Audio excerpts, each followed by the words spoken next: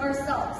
I am Teacher Celine. I am Teacher Hannah. And I am Teacher Renzi. And always remember to follow our GOOD classroom rules to keep our discussion organized, respectful, and enjoyable for everyone. The first rule is routine. Give attention during class discussion. The second is O. Organize your learning materials before class starts. Next, O. Observe proper online behavior. Next, D. Do not play games or use other apps during class. By following these classroom rules, we can have a better and more productive online class. Before we begin our lesson, let me ask you this. Have you ever experienced sleeping on a wet floor or maybe catching something hot by accident? Those situations are examples of hazards. A hazard is anything that can cause harm, injury, or danger to people and property. Today, we will learn about safety in the home, school, community, and outdoors. We will identify the different hazards that may happen in these places and learn ways to stay safe and prevent accidents, especially fire-related incidents. So eyes on us and listen carefully. Being aware of the hazards around us is the first step in staying safe and preventing accidents. A hazard is anything that can cause harm, injury, illness, damage to property, or danger to the environment. Hazards can be found at home, in school, in a community, and outdoors. By learning about these dangers, we can avoid accidents and protect ourselves and others. Let us first talk about hazards at home. Even though our home is a place where we feel safe, accidents can still happen if we are not careful. Here are the potential hazards at home. First, slips and falls.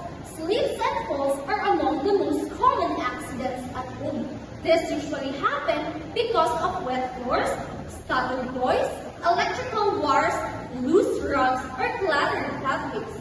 Ways to prevent slips and falls: keep floors dry and clean, arrange furniture properly, avoid leaving toys or objects in the floor, use handrails when going up or down the stairs. And lastly, wear proper footwear inside the house. Second, burns. Burns can happen when someone touches hot objects such as stoves, flat irons, boiling water, candles, or heated appliances. And ways to prevent burns is first, do not touch hot appliances without adult supervision. Second, keep children away from the kitchen while cooking. Third, turn pot handles inward on the stove. Fourth is avoid playing with fire, matches, or lighters. And lastly, unplug appliances after use. Third, cuts and wounds. Sharp objects like knives, scissors, broken glass, needles, and cutters can cause serious injuries if not handled carefully. And ways to prevent cuts is store sharp objects properly, use scissors and knives carefully, never run while holding sharp objects, and lastly is ask for adult help when using dangerous tools. 4 is choking. Young children are especially at risk of choking because they often put small objects into their mouths. Common choking hazards are coins, small toys, marbles, bottles, hard candies, and ways to prevent choking is keep small objects away from children. Chew food properly before swallowing. Avoid talking or running while eating. 5th is poisoning. Poisoning can happen when harmful substances such as medicines, cleaning products, insect sprayers, or chemicals are swallowed, inhaled, or touched. There are ways to prevent poisoning. The first is keep medicine and chemicals out of children's reach. Second, label containers properly. Third, never drink or eat unknown substances. And fourth, Follow instructions when using cleaning products. Next is drowning. Drowning may happen in bathtubs, bucket, swimming pools, rivers, or even deep containers filled with water. There are ways to prevent drowning. First, never leave children alone near water.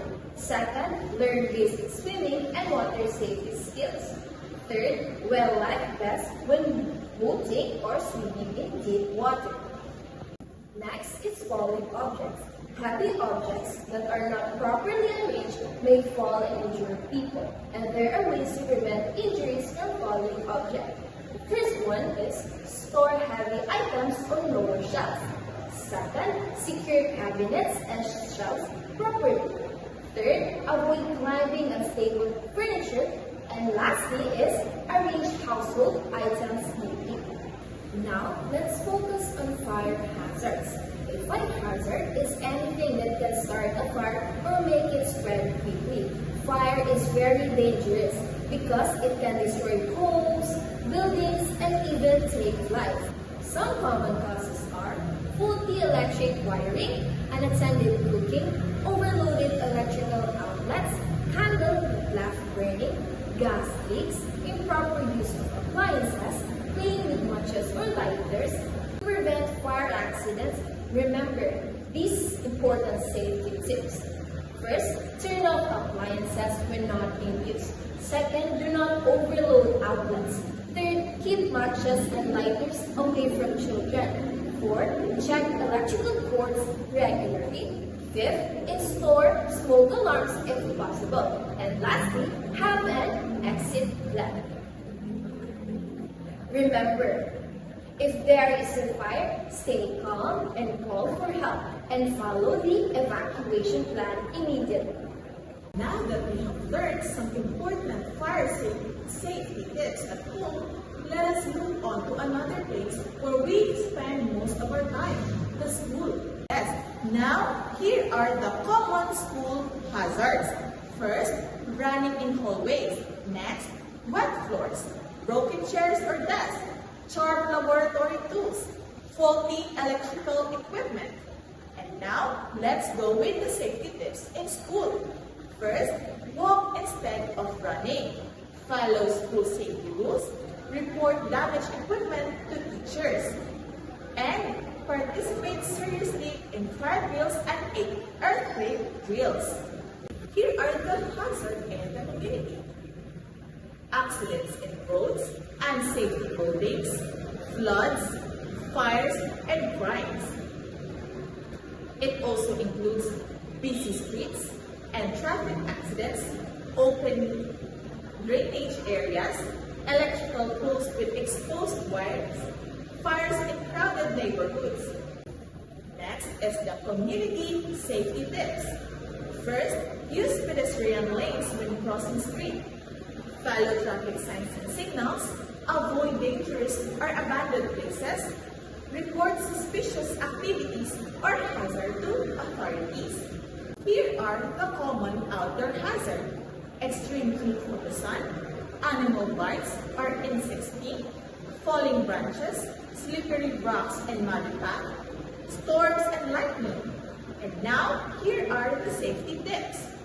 First, wear proper clothing, footwear, bring water to avoid dehydration, avoid going outside during storms, and last, stay with adults during outdoor activities. So class, did you learn something new today? Again, what is the importance of knowing the different hazards around us? Knowing this hazard helps us prevent accidents, protect ourselves, and keep our surroundings safe. And always remember, safety begins with awareness, discipline, and responsibility. Goodbye, class, and see you in our next online class discussion. Thank you for listening.